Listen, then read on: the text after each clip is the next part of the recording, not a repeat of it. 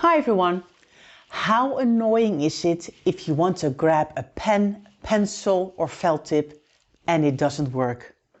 Welcome to Ingrid's Insights, and this week we are talking about felt tips, pens and pencils. And I've got a little job for you.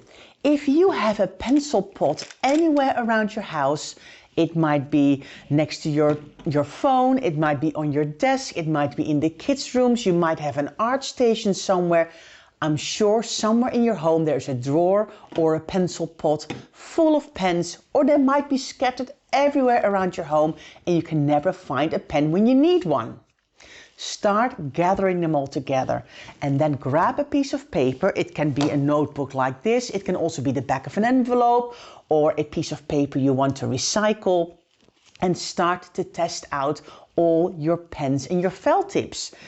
If you have a pencil that has lost its tip, have a sharpener ready and sharpen those pencils.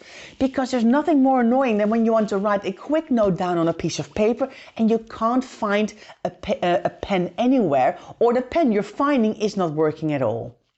Now, if you realize by gathering all of your pencils and your felt tips and your pens that you actually have got loads of them, have a look and see if you can recycle some of them.